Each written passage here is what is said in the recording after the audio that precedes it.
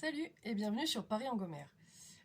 Aujourd'hui, je vais vous faire mon retour sur un produit qui est très connu, qui s'appelle Egyptian Magic, donc c'est un baume. Il y a déjà plein de vidéos dessus, j'en ai regardé une bonne partie d'ailleurs. Mais bon, j'apporte ma pierre à l'édifice puisque je l'ai testé uniquement récemment, même si j'en entends parler depuis des années.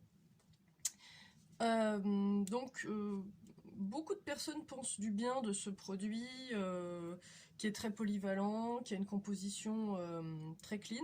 Enfin, clean.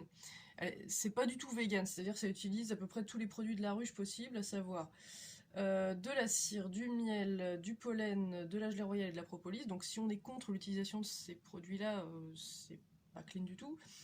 Et de l'huile d'olive en plus. Je sais pas si je l'ai déjà dit. Ouais. Bref.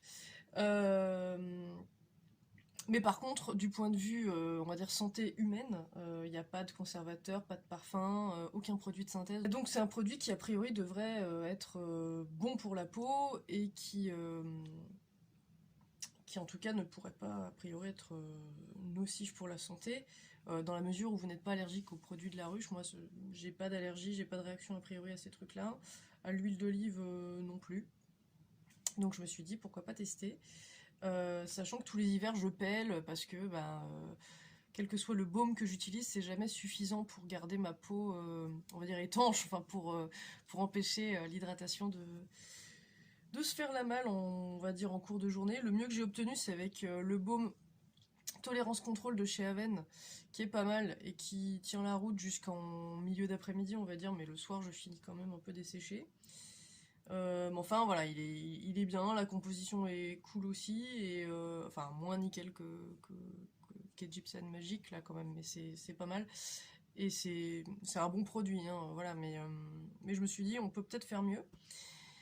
Et donc avec ce petit pot qui fait 59 millilitres, qui est le pot, la contenance moyenne je crois, j'en aurais eu pour 2 mois d'utilisation, puisque là il me reste allez, on va dire une semaine de produit. Sachant que je l'utilise uniquement sur la figure.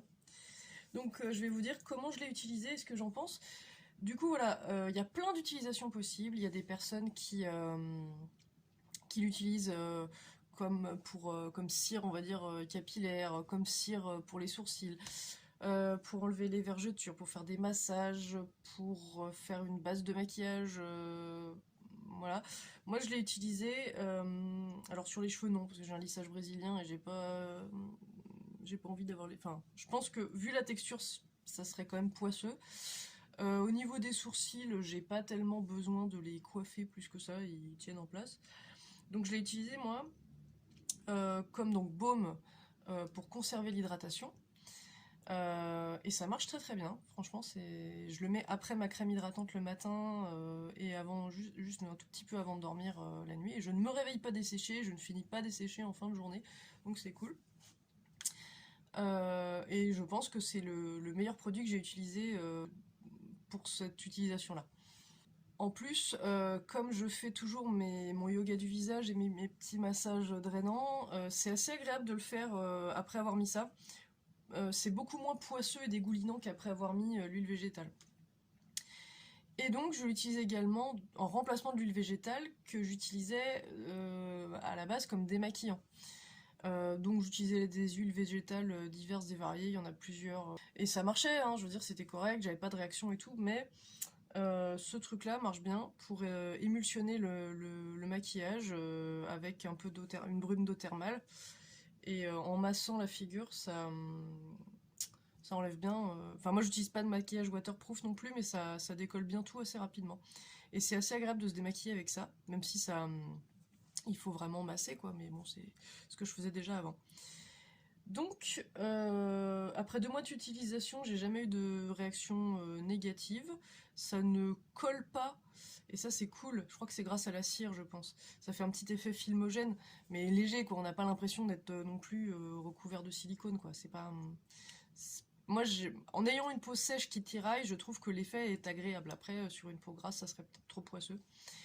Mais du coup, comme base de maquillage, alors je mets pas de fond de teint vraiment, enfin je fais pas des maquillages très élaborés, sauf je mets quand même en hiver là, je mets une poudre minérale Et du coup, c'est pas mal parce que j'avais peur que ça colle. Et puis quand je mettais un peu d'huile végétale ou du baume, je devais attendre un bout de temps avant de me maquiller parce que la poudre ne se répartissait pas bien par-dessus.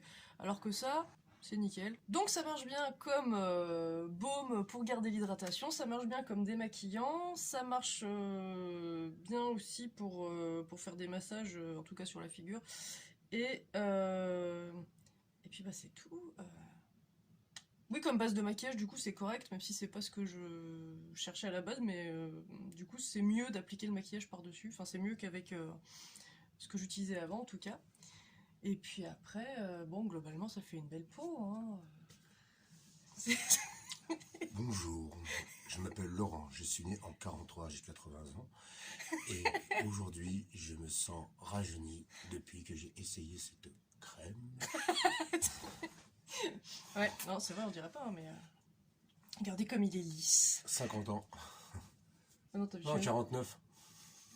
Oh, mais non, tu viens de dire 80. Oui, 80. Ah non, 70. 80, non, 70. Bon, vous pouvez essayer de deviner. Bon, par contre, c'est cher. Ça coûte 30 balles le pot. Par contre, 30 balles pour 2 mois, pour moi, ça va parce que ça remplace ce truc-là qui valait 15 € et que j'achetais tous les mois. Donc en fait, je fais pas d'économie, mais je perds pas de sous. Je fais peut-être un tout petit peu d'économie parce que ça remplace aussi l'huile végétale qui durait longtemps, mais qui coûtait peut-être 4-5 € tous les, je sais pas combien. Donc ouais, globalement, c'est rentable si vous l'utilisez uniquement sur la figure et si ça remplace d'autres produits pour vous.